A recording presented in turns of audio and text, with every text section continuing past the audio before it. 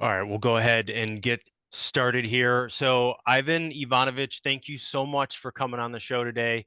We're excited to have you on. We met you a couple years ago, and we've been wanting to get you on for a while.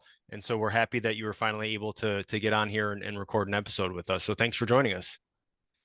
Thank you very much. It's truly an honor for me, and thank you so much to have me here.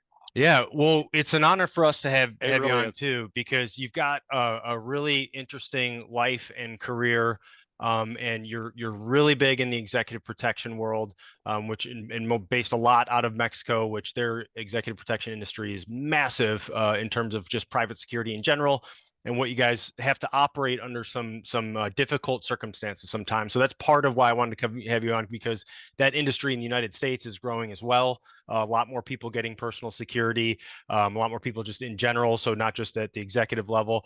So I wanted to bring you on, but if you wouldn't mind, kind of for our listeners, is give a little background about yourself, where you're from, and then kind of where you're at here, because you've got some great views of the executive protection industry, which we wanted to have you on for, but kind of want to give a little bit of your backstory, because that's interesting as well. Thank you so much. Thank you so much, Brian, Greg. Thank you. It's an honor for me once more. And yes, I am. Well, I used to be Yugoslavian, and that country. Not I used to anymore. be many, not anymore. I used to be many things, but then the names of a country were changing Right. due to an very unfortunate and really very violent civil war that we have back in the 90s, and the country split in many segments and in many parts. So after that, I became Serbian. That's kind of part of the used to be kind of bad guys. Well, but it turned it took a lot of turns, and I started when I started to form myself and get my first experiences in security and executive protection was back in the 90s during the Yugoslavian civil war. And that was a lot of things to learn there. It was really challenging environment to do the security executive protection was kind of I have that kind of luck, so to say, that I was developing myself in the pretty as a professional in a pretty violent environment. First, it was ex-Yugoslavia, and when that was over in 1999 by the play of destiny, I came to Mexico originally as a tourist, and here I am 25 years later. It was a big change in both cultures, way of living, language, and whatever. And then I realized that in that moment, like 25 years ago, the executive protection was just starting with it to be more professional than development in executive protection, because back in the 90s there was a lot of kidnapping in the kidnap industry in Mexico was huge.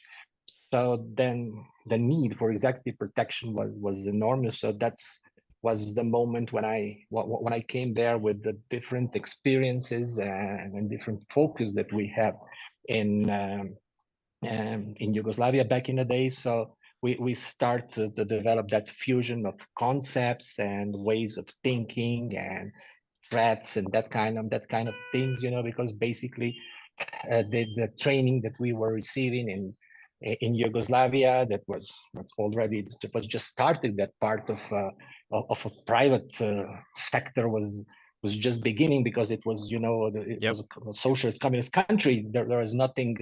There was nothing private there yet back in the 90s. It was just starting. So the most of the training we received it was from the SDB personnel. That was SDB. That's the parallel to the KGB. What KGB was in Russia, and that focus is very much on intelligence and counter surveillance and that kind of stuff. So that's how I started in Mexico, first with training, and then in 2004 I opened the executive protection company, and that's how we started. Yeah. We're honored too, because there's a lot of times that we have world-class guests, but you're a true world-class guest.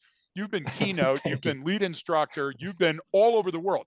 There isn't a place in Latin America that you haven't, folks, if you're not on LinkedIn and you're not following Ivan, you've got a problem, because you got to get there and see all the Thank incredible you. places that he speaks and how much influence you have on law enforcement and first responders. And Ivan, one thing, and you've been in the United States so often, and you know the culture of the United States. If we were talking about the mafia, La Cosa Nuestra, if we were talking about Latin counts or Jamaican posse, those personnel that provide security for an executive level person in those criminal organizations know getting shot, they know getting murdered, kidnapped, death. But most people in the United States that hire executive protection have no idea what's going on. They get a guy with big biceps, they get a guy with a big gun, they all wear dark glasses and drive around in a car. I remember Brian and I hitting the ground in Mexico City, where it's for real. And if you go down the wrong street or turn the wrong way, or so the idea is that we as Americans have this inflated ego, and part of going with that is this new executive protection industry in the United States that caters to that myth, right? Now, my brother Jeff with WESEPS, Western Slope Executive Protection, he's been in the executive protection industry in the United States for almost 35 years now. And it's none of that. No dark glasses. He arranges flights and he arranges hotels, and he does advanced work and surveillance. So tell us how we get it wrong. How is it that Americans are consistently getting executive protection wrong? Well, I don't think it's getting it wrong. I think maybe the same thing what happens in Mexico maybe 20 years ago can eventually start to happen in the United States, because the international crime organization are getting stronger and stronger each day. And what's the problem in Mexico? How we can define Mexico and the rest of Latin America countries that all have similar problems. Nevertheless, the Mexican problem is far bigger. But we also, when we started and when I say we, like executive protection industry in Mexico, generally we were thinking that that's the executive protection, a lot of guns, big guys, biceps, dark sunglasses. And there are places in the world, there are countries in the world when you can spend all your life working that way, and everybody's going to fear you, nobody's messes with you, and there is no real threat. So there is no way you see that you are pretty much wrong. And the Mexico and the Latin America, basically Mexico, I can define it as a big executive protection lab. And in that lab, the only problem is that, in a laboratory, the experiments are controlled. Here are not controlled. Here it is for real. So we just put on the test, because you every day you have threats. It's for real. Every day you have carjacking. Every day you have kidnapping. Every day you can have the assault on the street robberies, assassinations. I mean, you still have assassination. Exactly. Yeah, of course, and that's the point. So because we believe we have that bias, and that bias is created by the movies. And because it's very sexy, you see guys shooting and driving cars and kicking and that kind of things. It's so cool to be a executive protection agent. You do all that great stuff. But when you put it on the test, then we have a problem, and then we realize that these things that they are teaching us for so many years just don't work.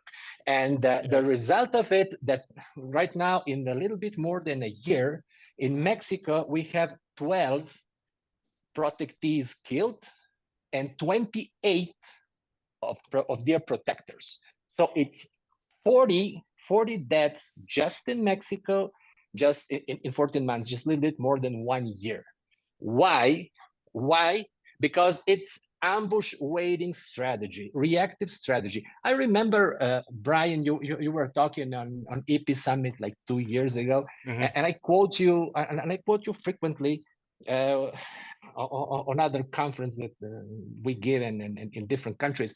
And you say why the American Marines are so effective, because each time there is an incident, each time where we have one Marine killed, then there is a huge analysis. We see what went wrong, and then we incorporate that in our structure, in our teaching, and we avoid that can never happen again. So, and I say, why we are not doing this in executive protection? That's the big problem, because in Mexico, we are not doing it. We have, just in 1 year, we have like 40 people dead. I think it's the deadliest profession right now, probably in Mexico, and it's and maybe in many other different security branches. When we have this for real, and we are doing nothing, to change it. And you know, I think part of that is I appreciate that you kind of took a lot away from that, because that's what the whole after action of what happened. It's you can make immediate changes, and then you look at it over the organization as a whole. Is like, wait, is this something we just need to do right now? Is this, what was the mistake? Where did it happen? How could we, because the whole thing is, how could we have prevented this person from being killed? And I think a lot of the analysis goes wrong, because it's, you know, like you said, okay, there's an ambush attack, and then they go, oh, well, we need more armor on our vehicles. We need more people with guns. We need, well, if he would have done this tactic, and let's get some more range time to go shooting, because then we would have gotten that. And what I like about you and our approach is, well, hang on a second here. Wind that tape back, because you could have mitigated this event. You could have avoided this event. And that's about being proactive. So even where folks go wrong is they say, okay, we want to be proactive, but their analysis of all these events are all that at bang, and then everything that occurs after. And what I love about what you talk about, and with your new vision, and you, I mean, you brought up a great analogy sort of in your book, even about, you know, this kind of the soccer field or football field for the rest of the world, soccer here in the US. But you know, it was always, hey, we got to focus on the team is here. You're just playing defense, and you're focusing on protecting, you know, the protectee. You got to keep the ball out of the goal. So let's get a really good goalie. Let's get some defenders out there. It's like, well, you're already waiting till that ball is downfield, and it's getting thrown at you, it's getting shot at you, it's getting kicked right towards you. So why are we doing it that way? So I love that you have that approach. So how is it that you can be proactive and not be that reactive? What is it that you see in the executive protection industry that needs to change, or that probably is changing in some areas? I know you're one of those folks looking at it, but what is it to you that, and how do you actually do it? Well, first, I like always to say that I call it a new vision, but it's actually not new. I mean, all the it's maybe marketing, maybe to draw some attention, but all the measures, all the strategies were already there. You know, it's not that I invented it. It's not that I have some vision or whatever. It was already there. The big problem, it's not in use in executive protection. And I'm going to give you several examples. And when I was writing sometimes my articles and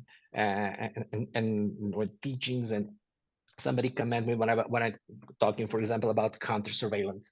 There was like, okay, but we know for counter surveillance for decades, you know. Yeah, of course not. I never said I invented counter surveillance. You know, what I Yeah. what I can prove, that you're not using it. That's what I can prove. And how can I prove it? Because we have a lot of high profile attacks and assassinations in like, for example, 5-6 years. And together with all of this that I just mentioned, but it's more. And for example, we have the attack on Norberto Rivera on his house. He's one of the Mexican Catholic Church leader. Omar Garcia Harfush, chief of police. Ciro Gomez Leiva, who was famous, he survived. He's a famous journalist, and many of them were the analysis after the attack, and it's published in media, whatever, they told that they find out that those guys were followed for months. Well, it was far more easier that if you could have the counter surveillance there, you would spot it very easy. You would spot it very easy, but you didn't. That's a proof that we are not using counter surveillance in executive protection, and that's the most effective way to stop the attack before it happens. And that's great that you mentioned, Brad, because you just said it. Yes, because when it's ambush, we analyze and see, okay, no, we need more guns and we need more people. But it just doesn't work. I mean, it's a kind of bias that there is no proof that it's going to work. For example, last week we had a tragic situation, one of the biggest attacks with the most casualties on the two police dignitaries in Mexico, in the state of Guerrero, and they had 10 protective agents with but they were moving like it was a military with their armored jacket with long guns, yeah, whatever, and they were all killed. They were all killed. You know, because you cannot wait for the ambush. You cannot expect that you're gonna be stronger. You know, you just can't do it. And sometimes, you know, you think if you have a big numbers and that big numbers is going to protect you, no, it's not going to protect you, and that's very difficult to break that bias in executive protection, because if you don't see something, that means that you don't see doesn't exist, and it's difficult to understand. And we have the similar concept. I call it sometimes the shadow agents. You called it the guardian angel, and the one that you cannot see, that can tell you that they can identify. We have that very similar philosophy, because that's the philosophy that actually works.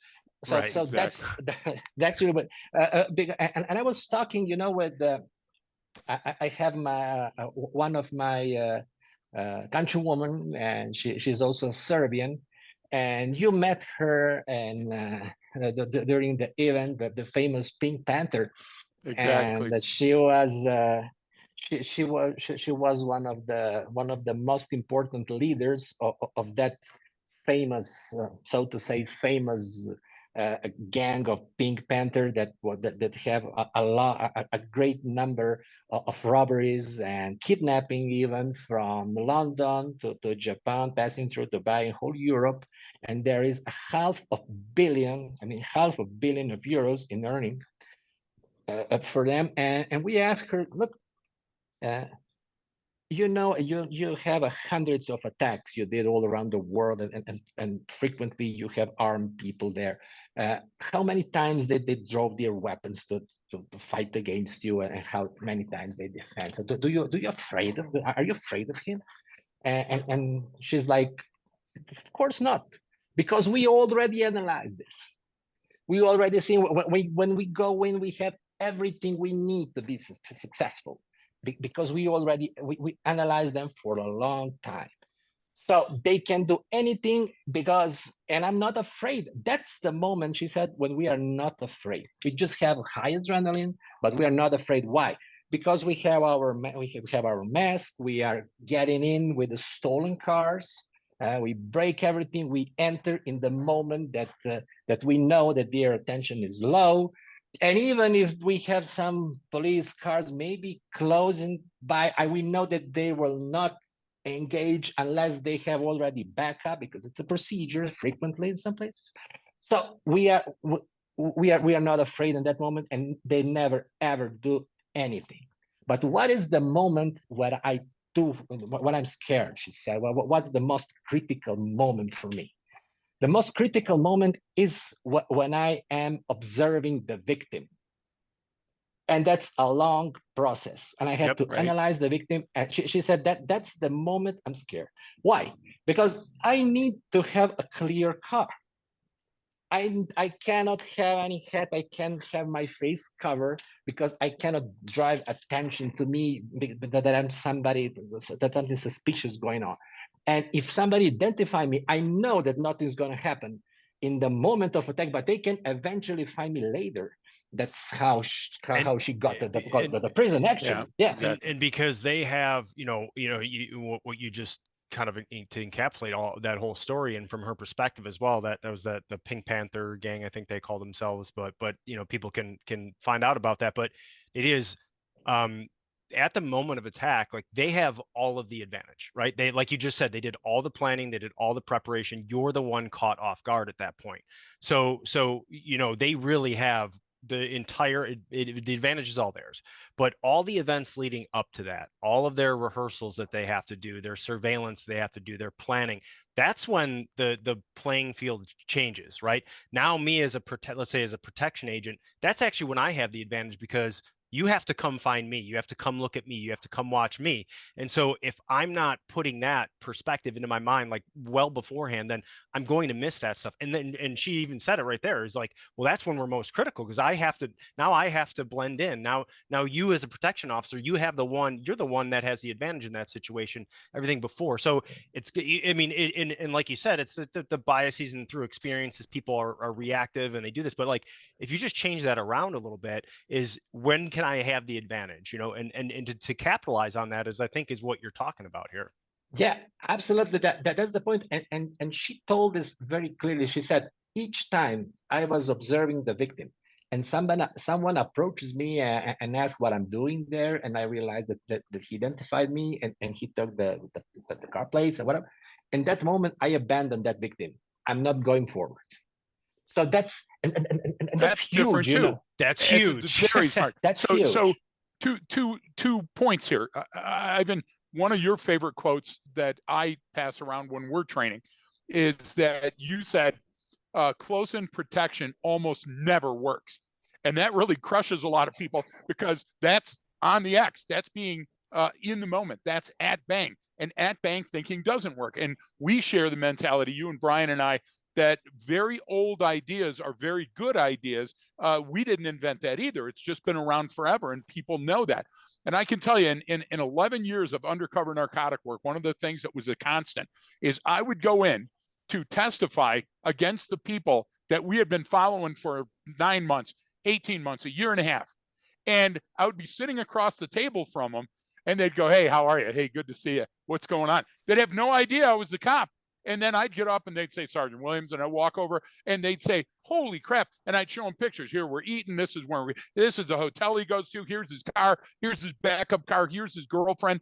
And so surveillance and counter surveillance information is the key. The person that owns the fastest stream of credible information is ahead of the OODA loop. And we hear all the time that John Boyd OODA loop. And we're not big fans unless you're a fighter pilot.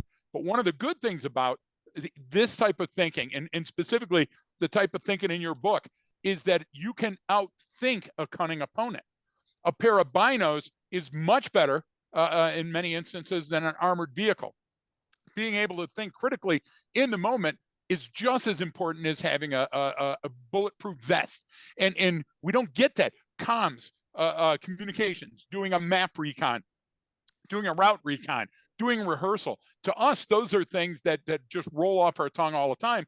And then all of a sudden on social media, what do we see? We see the bigger the person lifting the tires and flipping the tires and shooting automatic weapons. You know what? That's your last resort all the time. So your quote about close-in protection almost never working, to me, that's masterful. That really means that you've got it going on. That should be on a business card somewhere.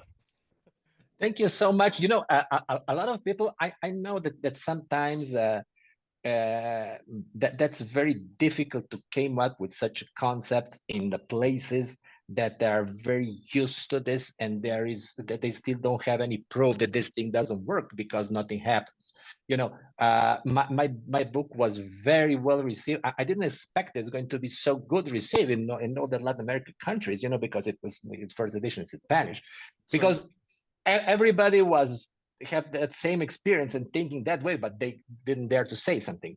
But it's important. I frequently say that it's the close protection. It's the same concept. If we are just focused on the close protection, why? Because you don't want to protect somebody in close range, for God's sake, you know, because we already have the problem with you. It's a gamble. We don't want to have. Exactly. Yeah, it's a gamble. Yeah, exactly. And it's interesting because I made a little research, and I analyzed 134 attacks on prominent figures in 60 countries in the last 123 years. And I found that reaction with the gun was successful in 3.8% of the cases, including those countries that we have coups and that kind of things that it's not applying so much now, but Right. let's say that let's make it 3.8. So I'm not against them, but somebody was telling, oh, you're against weapons in executive protection. I never said that, you know. The only thing I'm saying, and I try to be very clear with that we cannot base the such important profession like executive protection just on one tool that have Exactly. that has that so small level of effectiveness. I mean, you cannot focus something that it focuses entirely on something that's 3.8% effective. So the problem and problem is not the close protection. The problem is when you go to Wikipedia, you put executive protection, you're going to find executive protection or close protection is, and then you go. I mean, the executive protection is far more than close protection. It is fine Right. that close protection is as a part of executive protection, but you cannot focus on close protection just that is everything that it is, because there is no evidence that works, and there is all evidence there is not working if you just focus on that. You know, that's the problem. Brian and I spent a night with Gonzalo Senacion, Pablo Ortiz Monasterio, and you kept jumping in and out when you could after we were doing our range walk in the store. And Gonzalo has thousands of tapes, and he would show the surveillance tapes all the time. And one of the most common themes on the surveillance tapes that he was showing us is when the armored vehicle would park, all of a sudden the door would come open.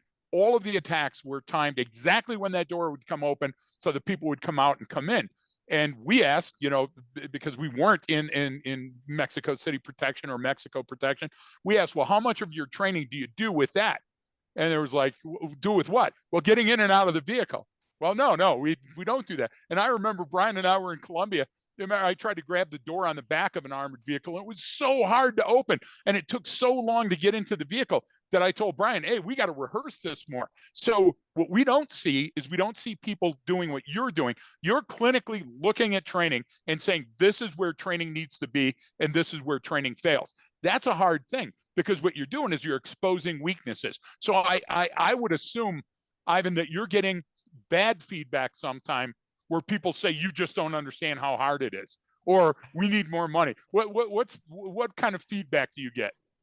That's interesting, because I'm not just teaching executive protection. I'm working executive protection, Exactly. and that's important, because many of instructors who are teaching executive protection, because as I told you when we were at the beginning of our chat, that I consider myself professional idiot, because I know just one thing, one Right. thing, that it's executive protection, but I know it's almost all of their facets, let's say, because yes, I do training executive protection, but I work executive protection. I do details. I do executive protection on the ground, overseas, or whatever. So it's not that easy to debate something that you know very well in terms that say, okay, but it's difficult. Okay, it's also difficult for me, and I Yeah. can do Exactly. it. Right. And okay, you're for example, okay, but because we cannot work with the protectee, and protectee doesn't understand, and he's stubborn. Okay, yes, it's also for me stubborn. But what was the problem? Because you are mainly focused on your training on shooting, and you're not focused on communication. You're not focused on diplomacy. You're not focused on the different techniques you have to convince the person you're working with. That's important. And first, you need to know. You need to know very well what you are doing in the order to sit with the protectee and convince him against something that he's very, Right. very. And I'm going to give you an example. I was talking with the protectee, and I asked him, okay, we analyzed the area because it was before we start to work with him. We analyzed this area when you are going each Sunday on church on same time with all your family walking like 300 meters or 400, whatever. And in this area, it's exclusive area of Mexico City, Polanco, but the rate of assaults for street crime, so to say, to take your watch, whatever, is the highest one. So why are you doing this? Why are you exposing yourself? And he answered, look, and I have an armed agent with me, so what? And I said, okay, let's imagine that's the guy's drug and he didn't see and he didn't realize that you have and he didn't just care that you have an armed agent and he's coming on you with the gun. What would you like your agent to do? To draw his gun and start shooting with your kids in front of it? Or you just give him the watch, then why you need a guy? What do you think? And they're not stupid, you know, and most of the time, you know, that they're really not stupid. And he said, okay, so what do you recommend? To put you on hard car in your house and take you to the church. What about that? I said, yes. And then what happened? 2 months later, we have that big situation in which we have a protectee, an important name, Adolfo Lagos, was driving an expensive bike in the area of high risk with the 2 armed guys in the vehicle behind him. And suddenly a guy approached with a gun to take out his bike, to rob his bike. Then what happened? The 2 guys who are in the vehicle behind said, well, now is the moment. Now everything we saw on the movies and theaters and whatever are all training it. Now is the moment. They draw their weapons. And especially the guy who was also driving and shooting, that's also crazy thing. And they killed their protectee. Oh my I mean, goodness. yeah, Adolfo Lagos, you can Google it. Wow. And they killed their protectee. So that happened 2 months after that. And my client called me and said, Ivan, you were right. That's because it was a big news. So that's something that happened frequently in Mexico. You have carjacking all the time, and you have that kind of attacks. For example, this year in Tulum, in the Cancun area, the guy went with his agent to Starbucks with his Rolex and said, okay, I have the arm, what can go wrong? And they came for his Rolex to steal his Rolex, and his protecting and his agent drove the weapon and started shooting and also killed the protectee. Oh my goodness. So because the people think, okay, everything, I have a gun and everything is okay because I have in many places I would spend all my my working life, 30 years or whatever, without need to draw the gun. So here, if you have a gun, you eventually need to use it.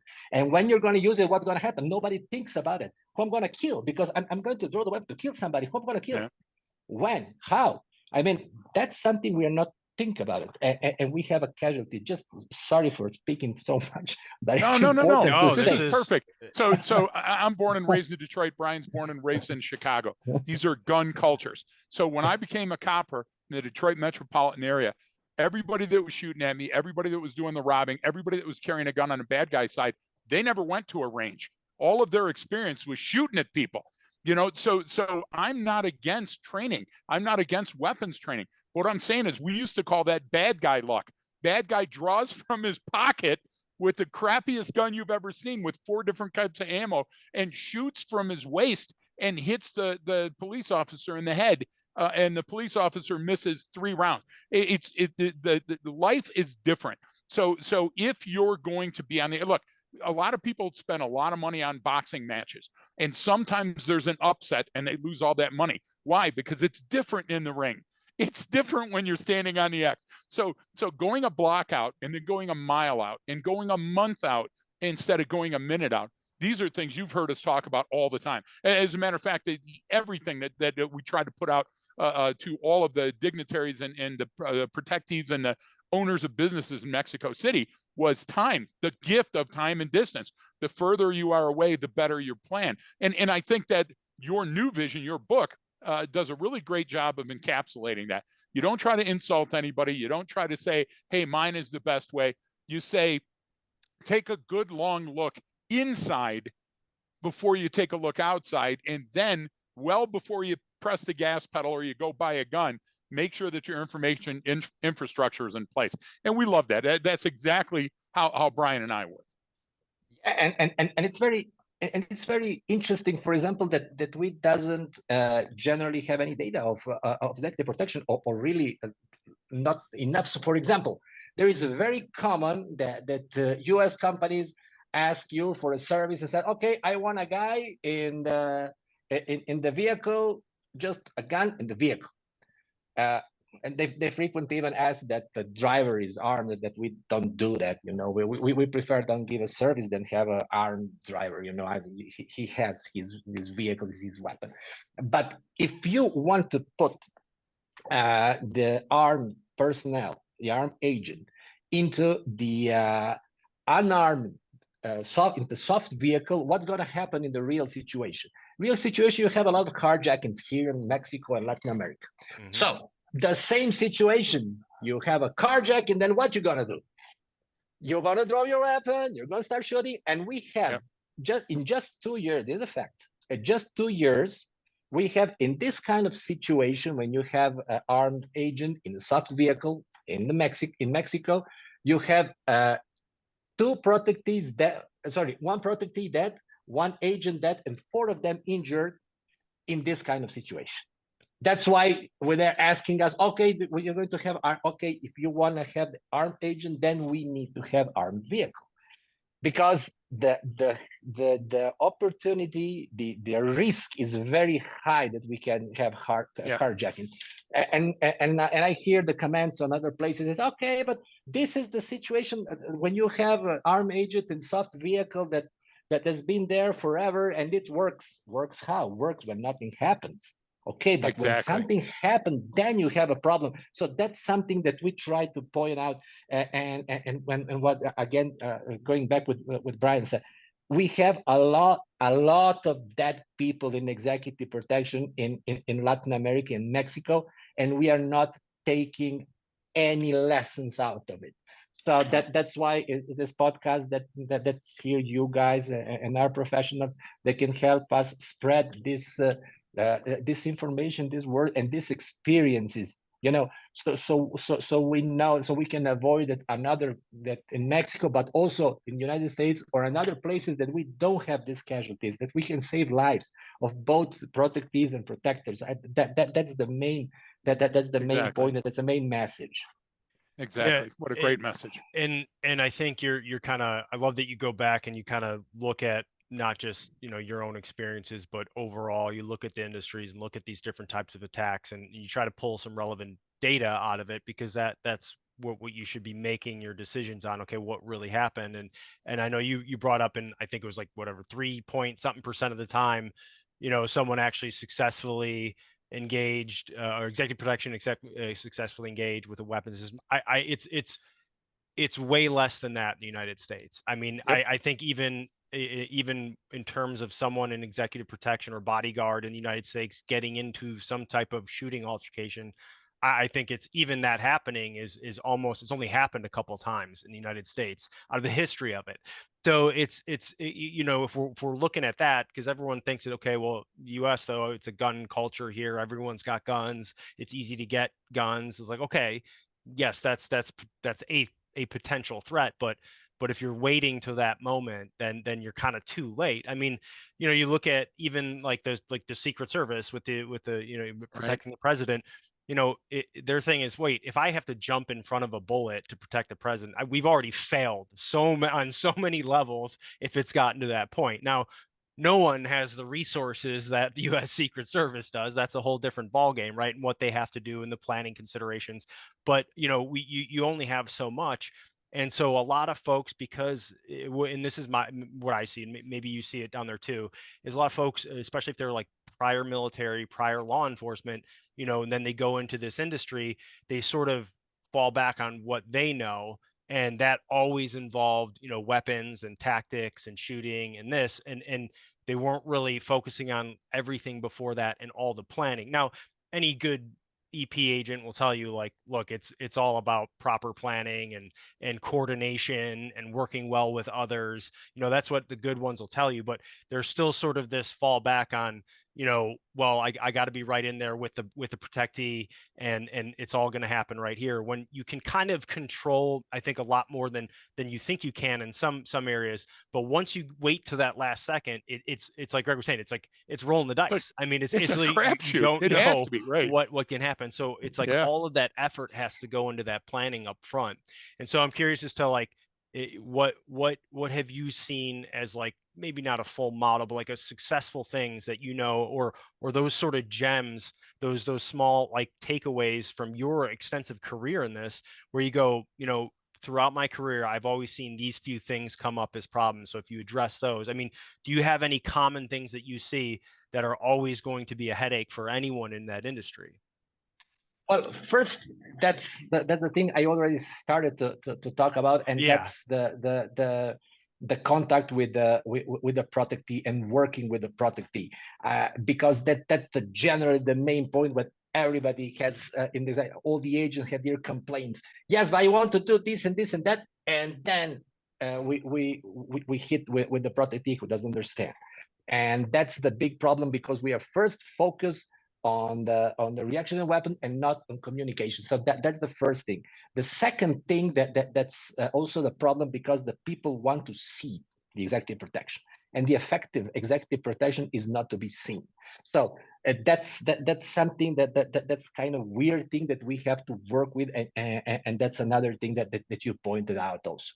And for example, when we have a situation in which we, for example, had that dry runs that's very common here in Mexico, and we Yep. don't have the ability to identify it, because they frequently do this before they especially for the kidnapping, because kidnapping is it has a very difficult, it's more complicated. The logistic is more complicated right. because you need a guy alive. So Yes. that's why that's why they do a lot of dry runs, a lot of tests, and identifying that is essential. We have a situation in which which we receive a call from a person. He said, "Okay, they just recommend me to call you as experts because today they tried to rob my daughter, but they couldn't."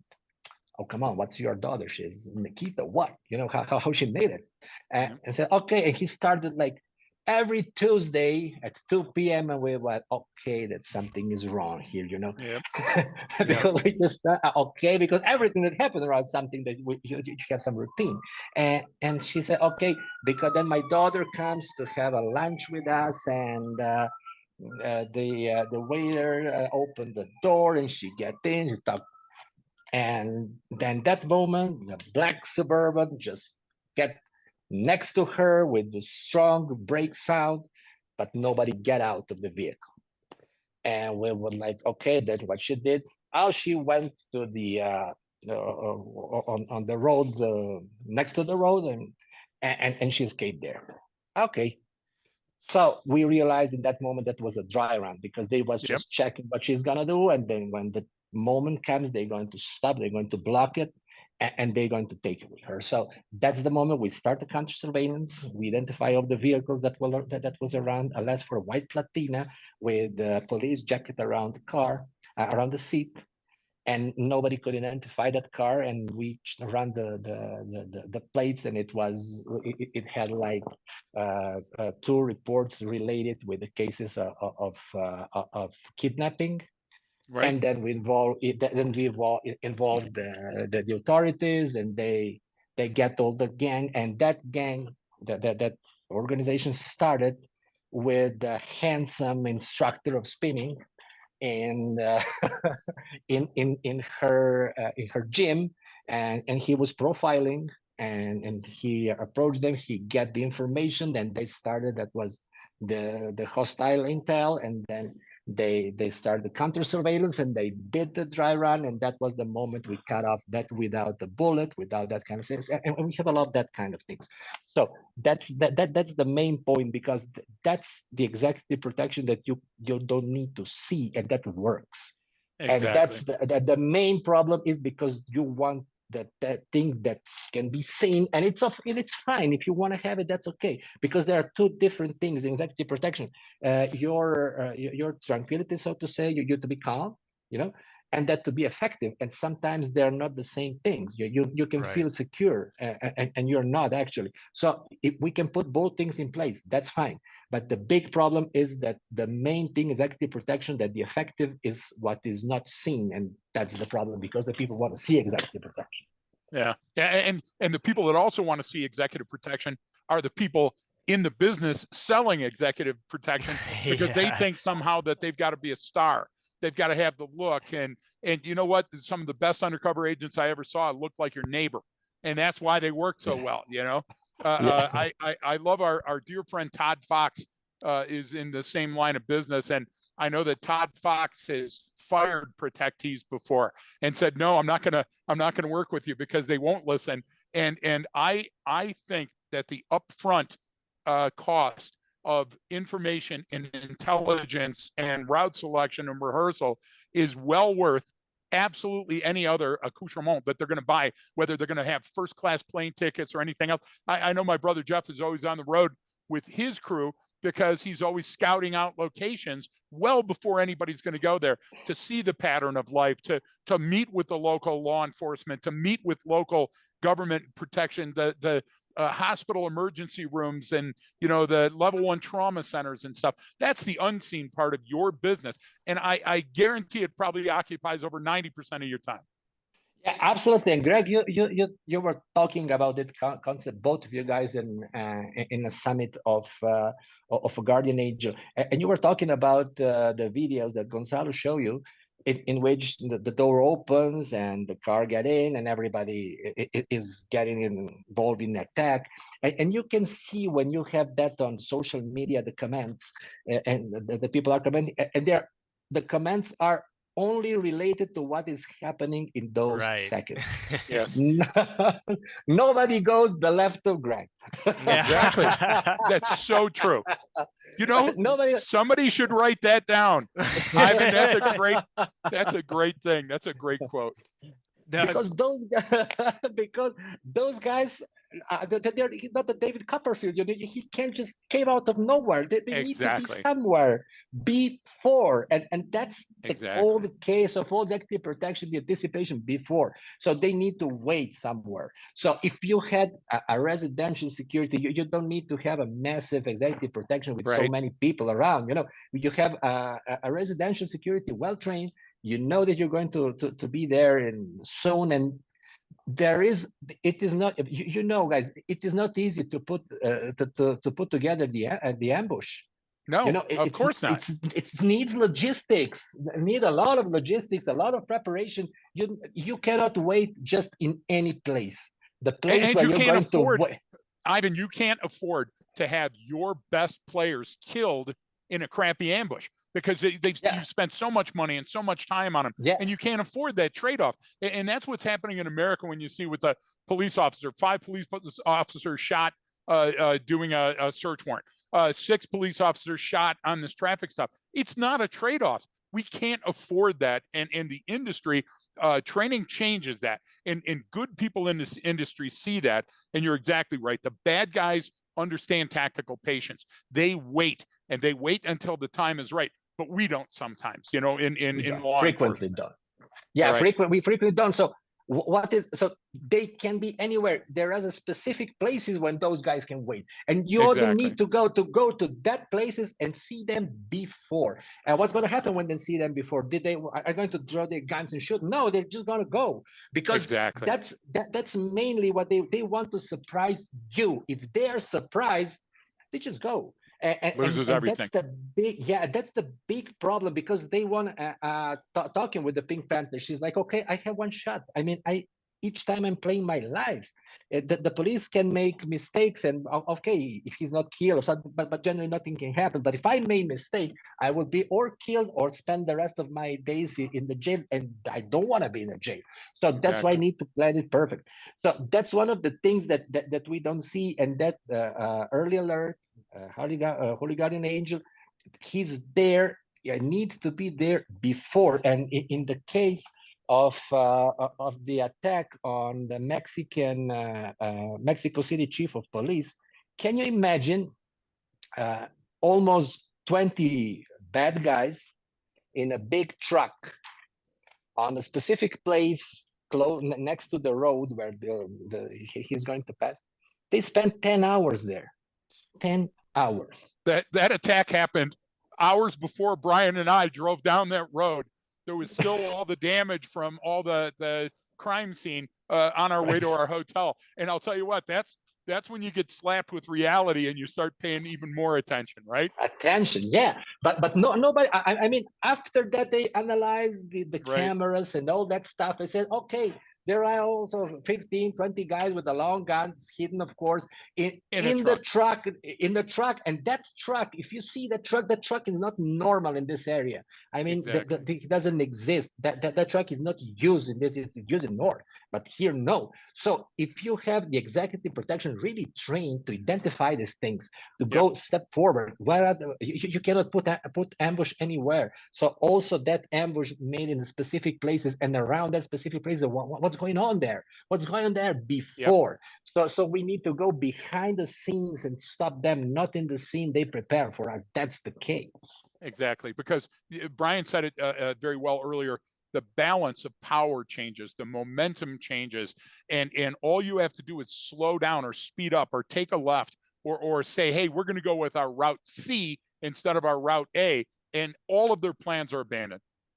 You know, so I absolutely am a proponent of what you're laying down, because you're thinking your way out of a situation, not just teaching ramming cars and shooting and booting doors and, you know, wrist locks. And there is a place for all of that, but not, listen, I applaud anybody that's a security guard at any location. As a matter of fact, Gonzalo and his gripers, he calls them his grippers, are all over. They're doing great stuff and they're risking their lives for people's businesses, but that's not executive protection. And just because you were in the military or you're a retired police officer doesn't mean you know anything about executive protection. So if you're going to get into the line of work, all that we say is train, learn, find out who the credible experts are, and go out there and get some training and experience, because the stuff you're getting online is not going to be training and experience.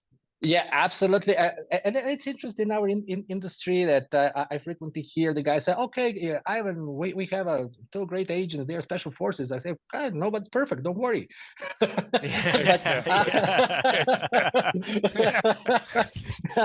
Don't worry. And I was like, oh, wow, because you automatically thinks that he's special forces, ergo he is his expert executive protection. And you can see in, for example, a bodyguard series on Netflix. The guy is a special force, and suddenly he's an executive protection specialist. So, and that just reinforced that bias. I mean, a lot of us are law enforcement. A lot of us are special, and it's fine. I mean, nobody's against that. The problem is when you just get the guy who was police officer or whatever and put him automatically to work as active protection. That's a big mistake, because we need a specialized training as active protection. So that's one of the big problems in our industry. And as I told you, if you work in the countries that nothing happens, and it's very difficult to get rid of those myths, because nothing happens. And I'm working like 30 years with my dark sunglasses and the gun, and nothing happens. So who are you to tell me that I'm wrong? Exactly. That's the big problem. So Hollywood's not going to sell any movies where John Wick spends 2 hours doing surveillance and nobody pulls a gun and nobody gets shot. No. There's gotta be some action. And the same thing, I always envision, you know, the big roulette wheel that spins around, you know, and when you dial 911 or 011 in Mexico, when you dial that, you get whoever the wheel stops on. You don't always get the best guy. You get the guy that's on duty. And in some locations, that means an untrained or inexperienced or overweight, or, there's a problem. And so sometimes we're our own enemies in this industry, and so it's very important to dispel those myths. And you call them biases, and we totally agree with that, because the confirmation bias is probably the most deadly. You're convinced that your stuff works, even though you've never had it tested or probed. You're convinced that your personnel are great just because they've got great resumes. And you know what? That's on a fast track to getting beheaded on camera, and that's never a popular end to a situation. Yeah, absolutely. So that's why I think that the very important things is what you guys doing, not only with your training, but with this kind of podcast, because we need to spread that word, because we have constantly agent dying, protectees dying, and nobody analyze, and nobody gets to the point. So that's very important, because what happened in Mexico is also very United States or whatever, if the things start to be complicated. And also in Mexico we have a lot of problems with the cartels, and once more people think that it can be handled with guns, and it's absolutely other way around. Imagine if you have to work in the area controlled by cartel, and not all the areas of Mexico are controlled by cartel. That's important. For example, some cities are, some not, and but in those areas, if you what are you gonna do with the gun, for example? Shoot your way in and shoot your way out. That's the first question. What are you gonna do with the gun? And sometimes the American companies has their international policies. You need to have a gun in the armored car, whatever the protective goes. And one friend of mine who has a security company, they put pressure on him, and he finally agreed to get that kind of detail in this crazy area. And of course they kidnapped the guy and with the gun, and they tortured him for 24 hours before they realized that he was really so stupid to go there, with the gun. They didn't want to kill him, because they generally don't want to mess with the people who doesn't mess with him, with them. They just want They just want to make sure that you're not the other cartel who are entering their territory. It's business. It's a business, right? It's a business, of course. Exactly. So, and then if you have a gun, I mean, come on, what are you going to do with that gun? And so we were on, we have a detail of our team. I wasn't there. And they were waiting in front of the restaurant and taking care of the situation in that area. And then suddenly the big truck came full with the guys with their uniform. As you know, they have their uniform. The cartel has its uniforms with their logos and all the stuff, big guns. And they said, "Good afternoon, gentlemen. What are you doing here?" "Oh, well, we are protecting those guys back there." Okay, wow. Okay. So do you have weapons? "No, sir, we don't." "Okay, where are you heading after? To the airport?" "You guys have a good afternoon." Wow. Hey, then went. Yeah. That's it. Diplomacy. That's it. That's it. That's the thing too. I mean, you can't. Those are such great stories to highlight. One, the complexities of operating in Mexico, but just understanding how you look at it. I mean, you don't run the show. Like, you can't walk in like that. You're going into someone else's area. I mean, that's with anything we do. I've been in places where this wasn't even doing any type of protection work or anything. Just I'm taking photos and talking to people, and someone comes up and is like, "Hey, well, what are you doing here?" And I'm like, okay, taking a look around, like, clearly these people run this street, they run this neighborhood, and I do the, "Hey, I'm sorry, I'm Brian, I'm no one, I'm just doing this, I'm letting you know, if you'd like me to leave, I'll take off right now." "Oh, okay, no, you're good. I was just trying to see what was happening." It's like, okay, there's, even though that was in the city in the United States where you could call the police, like, they weren't there right there. And so, exactly. So that's the thing. It's like, you can't come in like you own the territory, and it's such an interesting and unique operating environment down there. with you guys. Yeah. And so I know you have to, you're forced to kind of use that diplomacy out of survival and necessity. Like you don't get to play by Yes. your rules. You have to play by a bunch of different set of rules. You've got just normal government rules, and police and citywide rules and policies and business rules. And then you got all these folks with all this power down there in that country that you got to play by their rules too sometimes. Yeah. And Yeah, and it's interesting. We have another situation. I was working last year. I was in Honduras, and you know, you can ask, why are the executives going to that places on the first to begin with? Because they're generally places where U.S. government told you not to go, and so the first recommendation, I think, out of nothing should be, you shouldn't go there. But if you know the ground and you understand the situation, you know that there are rules, and if it's necessary, and why it's necessary, because there are fabrics there, there are facilities, there are places where the protectee have their companies, and they're working, they're producing the clothes or whatever, and he just need to go there, and you need to bring him there secure. So that's the thing, that's the big challenge. And we were going to the place in Honduras that's all around is a Mara gang territory. It's all around. And there, if you use Waze, for example, or Google Maps, or that kind of apps, in that place, if you didn't do your advanced work, the app is going to take you, instead of taking you to the fabric, they're going to take you to the because it's some kind of mistake, into the center of the Mara territory. You're not going to go out. So, but if you go there and do your business, they're not messing with you, even Maras. And I was there. I can testify that. Why? Because a lot of their mothers, sisters, wives are working in that company, and they're making clothes. So even they had an incident between them, and they showed at the factory, and the next day they called the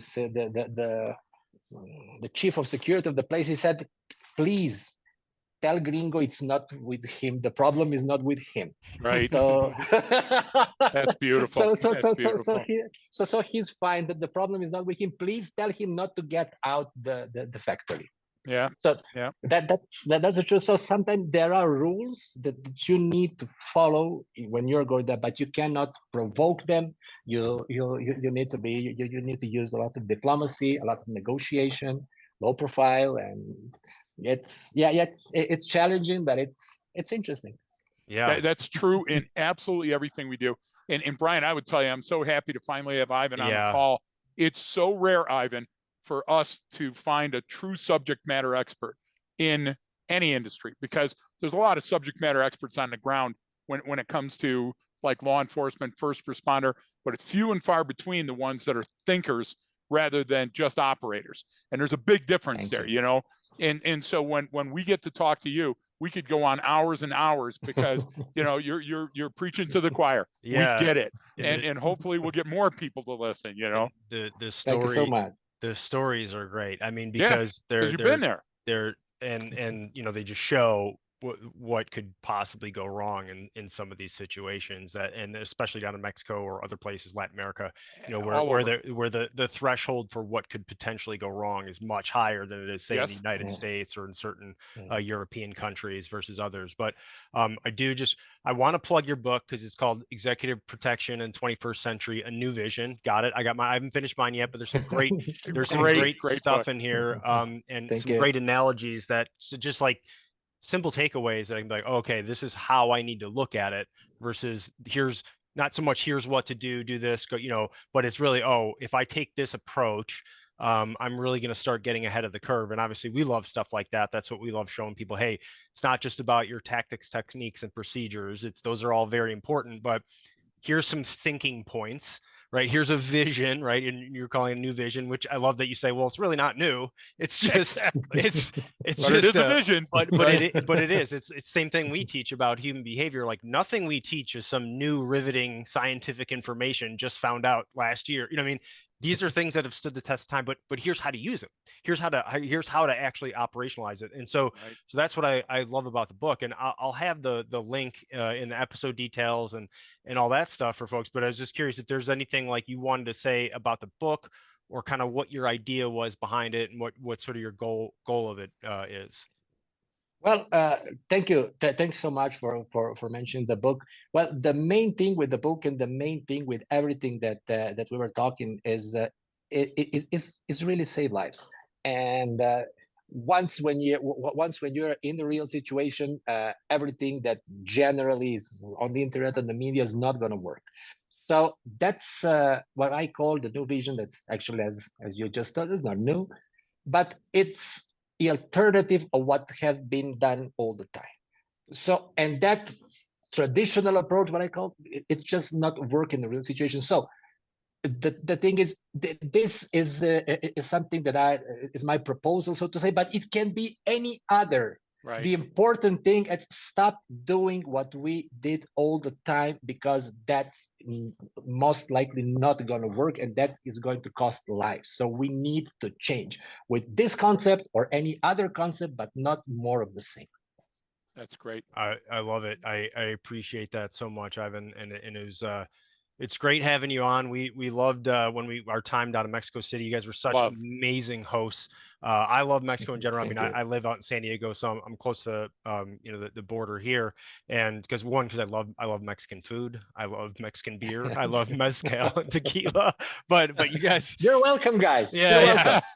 So but I love you. You guys just were incredible hosts, and we got to learn a lot, we get to see a lot, and we got treated so well, which is not normally how we are treated when we go places. So it was nice, but it was great. So we'd love to absolutely come down there again, and we'll be in touch with you further about all the other things we were talking about. But that the EP summit that you guys do down there every year, it grows every year, if I'm not mistaken. It looks like it really is growing. The one we were at, I think you guys still have that same location there, but it's a beautiful setup. You guys do it every October, I think, or right around that time. And it's you're really bringing a lot of different professionals from all over that industry, from all over the world. Really, I mean, we met folks, I think, from England. We met folks from the U.S., from Mexico, from South America, Central America, from Serbia. We had from Serbia. Of course, of course, exactly. The pink panther is from we met people from countries that don't exist anymore, technically. Hey, but you know what? They all spoke the same language. Even though not everybody spoke Spanish fluently, everybody spoke the language of executive protection, security, human behavior, human performance, and that went everywhere, and everybody got it, and that's what we love. And I'll tell you what, we've got to do another one of these, Ivan, down the road a little bit, and we've got to try to do it in Spanish for those markets, because that's really hard. Like you found with your book, you had to release it in English as well, right? Because there's a market for it.